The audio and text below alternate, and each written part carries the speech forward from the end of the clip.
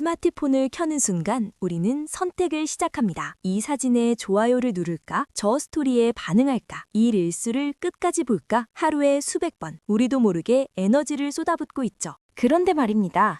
주변에 유독 SNS를 안 하는 사람이 있지 않나요? 계정은 있는데 게시물은 텅 비어 있고, 단톡방에선 조용한데 막상 만나면 누구보다 또렷한 눈빛으로 내 이야기를 들어주는 사람. 처음엔 그냥 무관심한 줄 알았는데 알고 보면 이 사람들이 우리보다 훨씬 단단하게 살고 있었습니다. 보여주는 게 곧 능력인 시대에 아무것도 보여주지 않기로 결심한 사람들. 그 선택 뒤에 숨겨진 심리를 알면 오늘 밤 여러분의 스마트폰 사용 시간이 달라질 겁니다. 자존감이라는 단어 요즘 정말 많이 쓰이죠. 그런데 대부분의 사람들은 자존감을 바깥에서 채우고 있습니다. 인스타에 올린 사진에 좋아요가 100개 넘으면 괜히 기분이 좋고, 스토리 조회수가 평소보다 낮으면 은근히 신경이 쓰이거든요. 이걸 심리학에서는 외부 의존형 자존감이라고 부릅니다. 관객의 박수가 있어야만 무대에 설 수 있는 배우와 같은 거죠. 문제는 이 박수가 언제 멈출지 모른다는 겁니다. 어제까지 환호하던 사람들이 오늘은 아무 반응도 안 할 수 있으니까요. 오르락 내리락, 좋아요 하나에 웃다가 댓글 하나에 무너지는 거예요. 그래서 자존감이 주식 차트처럼 출렁이는 겁니다. 반면에 SNS를 안 하는 사람들은 완전히 다른 방식으로 자기 가치를 확인합니다. 제 주변에 이런 친구가 하나 있거든요. 30대 중반의 평범한 회사원인데 이 친구는 매일 밤 자기 전에 딱 하나만 확인한다고 합니다. 오늘 내가 스스로 약속한 걸 지켰는가? 운동을 하겠다고 했으면 했는지, 책 10페이지를 읽겠다고 했으면 읽었는지, 그게 전부라는 거예요.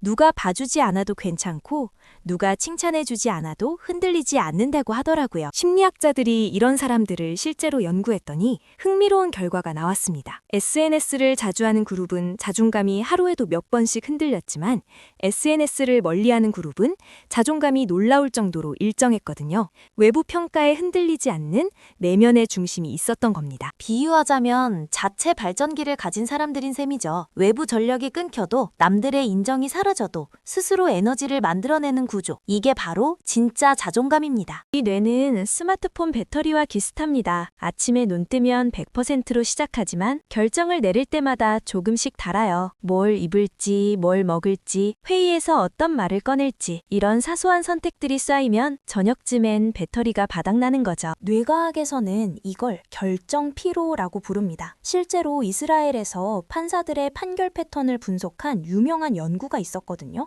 오전에는 사건 하나하나를 꼼꼼히 검토하며 신중한 판결을 내렸는데 오후로 갈수록 점점 단순하고 기계적인 판결이 늘어났습니다. 뇌가 지쳐서 복잡한 사고를 포기하고 가장 쉬운 기본값을 선택해버린 거예요. 판사도 이 정도인데 우리라고 다를까요? SNS를 켜는 순간 우리는 자기도 모르게 미세한 결정을 쉴 새 없이 반복하거든요. 이 사진 올릴까 말까? 이 문장 괜찮을까? 이 댓글에 답할까 말까? 하나하나는 별거 아닌 것처럼 보이지만 이게 하루에 수십 번 쌓이면 뇌 입장에서는 엄청난 에너지 소모입니다. 그래서 정작 중요한 결정 앞에서 흐리멍덩해지는 거예요. 야근 후 저녁 메뉴도 못 고르고 멍하니 배달앱말 스크롤하는 그 느낌 다들 아시잖아요. SNS를 안 하는 사람들은 이 쓸데없는 결정의 늪에서 빠져나온 사람들입니다. 디지털 미니멀리스트라고도 불리는 이들은 정보의 소음을 의도적으로 차단하고 아낀 에너지를 진짜 중요한 판단에 몰아넣습니다. 시끄러운 푸드코트에서 조용한 서재로 자리를 옮긴 셈이죠. 머릿속이 고요해지니까 자기 생각이 선명하게 들리는 겁니다. SNS는 거울이 아닙니다. 필터를 씌우고 각도를 틀고 최고의 한 컷만 골라내는 편집실이죠. 문제는 이 편집실에 너무 오래 앉아 있으면 현실과 가공의 경계가 흐려진다는 겁니다. 진짜 내가 좋아서 하는 건지 남들한테 좋아 보이려고 하는 건지 구분이 안 되기 시작하거든요. 실제로 이런 경험 한 번쯤 있지 않나요? 맛집에 갔는데 맛있어 보이는 메뉴 대신 사진이 예쁘게 나올 메뉴를 고른 적, 여행지에서 눈앞의 풍경을 즐기기보다 인증샷 각도부터 잡은 적, 삶의 기준이 슬그머니 바뀌고 있었던 거예요. 내가 원하는 삶에서 남이 부러워할 삶으로 신경심리학자가 이걸 증명하는 재미있는 실험을 했습니다. 같은 장소에 두 그룹을 보냈는데 한 그룹에는 SNS에 올릴 사진을 열심히 찍으라고 했고 다른 그룹에는 그냥 눈으로만 보라고 했어요. 일주일 뒤에 기억력 테스트를 했더니 결과가 충격적이었습니다. 사진을 찍은 그룹은 사진 자체는 선명하게 떠올렸지만 그날 바람이 어땠는지, 공기에서 무슨 냄새가 났는지, 발밑에 감촉이 어땠는지 전혀 기억하지 못했거든요. 반면에 눈으로만 본 그룹은 놀라울 정도로 생생한 감각 기억을 갖고 있었습니다. 바람이 차가웠다. 흙냄새가 났다. 낙엽 밟히는 소리가 좋았다. 왜 이런 차이가 생길까요? 사진을 찍는 순간 뇌가 판단을 내려버리기 때문입니다. 이건 카메라가 저장하니까 내가 굳이 기억하지 않아도 돼. 그래서 렌즈에 담기는 대신 머릿속에서는 지워지는 거예요. SNS를 안 하는 사람들은 카메라 대신 자기 눈으로 세상을 담고 있는 겁니다. 라면을 먹을 때 면발을 들어 올려 찍는 대신 후루룩 소리와 뜨거운 국물이 목을 타고 내려가는 그 감각에 온전히 빠져드는 거죠. SNS 친구가 3,000명인 사람과 연락처에 10명뿐인 사람, 누가 더 외로울까요? 의외로 답은 정해져 있습니다. 인류학자 로빈 덤바가 수십 년간 인간관계를 연구해서 알아낸 사실이 있거든요. 인간이 진짜 의미 있는 관계를 유지할 수 있는 최대치는 약 150명이라는 겁니다. 이걸 덤바의 수라고 부르는데 팔로워가 10,000명이든 10만 명이든 실제로 내 편인 사람은 150명을 넘을 수 없다는 뜻이에요. 그런데 SNS는 이 숫자를 착각하게 만들죠. 생일에 축하 메시지가 200개 달리면 나한테 이렇게 관심 있는 사람이 많구나 싶지만 솔직히 그 중에 내가 새벽 2시에 울면서 전화하면 받아줄 사람이 몇이나 될까요? 제가 아는 사람이 하나 있는데 이 형은 SNS 계정에 1년에 딱 한 번 생일에만 짧은 글을 올립니다. 감사합니다. 이 한마디가 전부예요.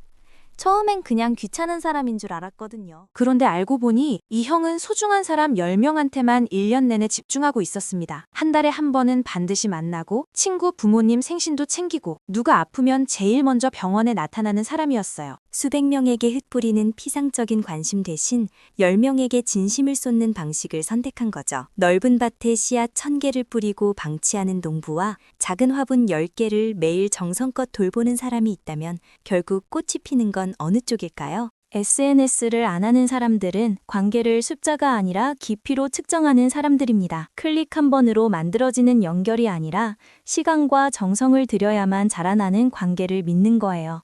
그래서 이 사람들 곁에는 늘 오래된 친구가 남아 있습니다. 하루에 SNS에 쓰는 시간이 얼마나 되는지 한번 솔직하게 계산해 보신 적 있나요? 평균적으로 1시간 반에서 2시간입니다. 별거 아닌 것 같죠? 그런데 이걸 일주일로 늘리면 10시간에서 14시간, 1년이면 500시간에서 700시간이 넘어요.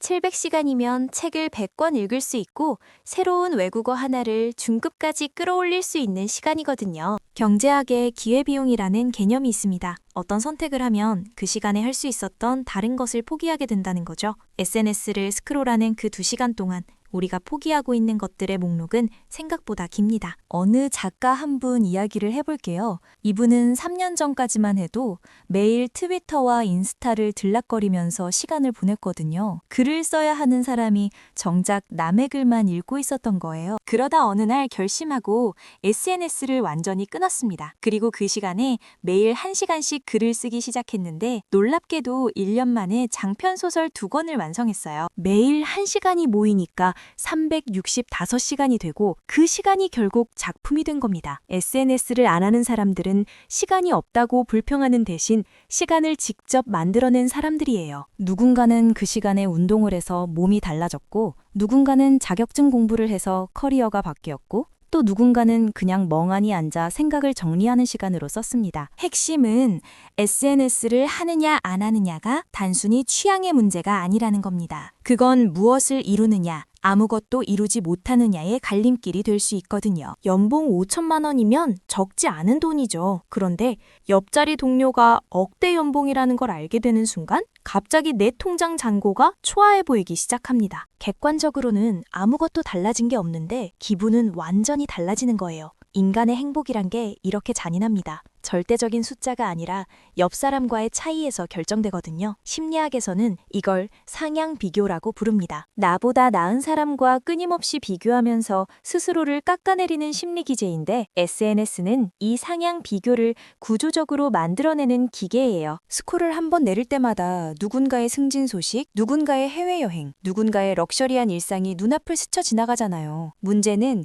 이게 전부 하이라이트라는 겁니다. 아무도 퇴근 후 라면 먹으며 넷플릭스 보는 화요일 밤은 올리지 않거든요. 최고의 순간만 모아놓은 쇼츠 릴스를 매일 들여다보면서 내 평범한 일상과 비교하고 있으니 자존감이 바닥을 칠 수밖에 없는 거죠. 실제로 한 대학에서 학생 200명을 두 그룹으로 나눈 실험이 있었습니다. 한쪽은 한 달간 SNS를 완전히 끊게 했고 다른 쪽은 평소대로 사용하게 했어요. 한 달 뒤 행복도를 측정했더니 SNS를 끄는 그룹이 눈에 띄게 높았습니다. 특히 내 삶에 대한 만족도 항목에서 격차가 컸거든요. 비교 대상이 사라지니까 자기 삶을 있는 그대로 바라볼 여유가 생긴 거예요. SNS를 안 하는 사람들은 이 비교 게임의 규칙 자체를 거부한 사람들입니다. 남의 하이라이트를 보지 않으니 내 일상이 초라해질 이유가 없고 그 에너지를 오롯이 자기 삶을 가꾸는 데 쓸 수 있는 거죠. 맛있는 음식이 눈앞에 놓였을 때 제일 먼저 드는 생각이 뭔가요? 한 입 먹어볼까?가 아니라 각도 잡아야지 라면 솔직히 좀 슬픈 겁니다. 아름다운 석양 앞에서도 감동보다 먼저 필터를 고민하고 친구와 카페에 앉아서도 대화보다 먼저 음료 사진을 찍고 있죠. 우리는 지금 이 순간을 살고 있는 게 아니라 지금 이 순간을 기록하느라 바쁜 겁니다. SNS는 여기에 한 가지를 더 얹었습니다. 현재를 미래의 콘텐츠로 바꾸느라 지금을 놓치는 거예요. 눈앞의 순간을 경험하는 대신 업로드할 소재로 소비하고 있는 거죠. 한 명상 지도자가 이런 말을 했거든요. 카메라를 통해 본 석양과 맨눈으로 본 석양은 완전히 다른 경험이라고. 카메라를 드는 순간 우리는 석양이 아니라 스크린을 보고 있는 거라고요.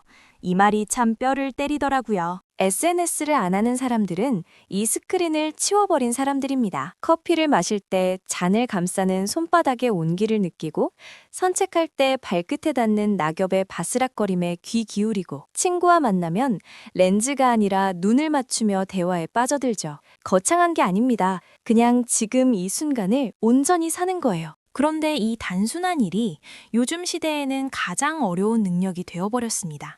현재의 기쁨을 아는 사람들, 그게 바로 SNS를 하지 않는 사람들의 가장 조용하고도 강력한 무기입니다. 여기까지 들으면 이런 생각이 드실 수도 있어요. 저 사람들은 원래 SNS에 관심 없던 거 아니냐고? 그런데 아닙니다. 대부분은 한때 열심히 하다가 이게 내 삶을 나아지게 하는가? 라는 질문 앞에서 멈춘 사람들이거든요. 처음엔 뭔가 놓치는 것 같은 불안이 밀려오지만 2, 3주만 버티면 시간이 늘고 생각이 맑아지고 비교에서 자유로워지는 걸 경험하게 됩니다. 오늘 저녁 딱 1시간만 스마트폰을 내려놓아 보세요. 일주일만 실험하면 놓친 건 아무것도 없고 오히려 그동안 보지 못했던 것들이 보이기 시작할 겁니다. 시청해주셔서 감사합니다.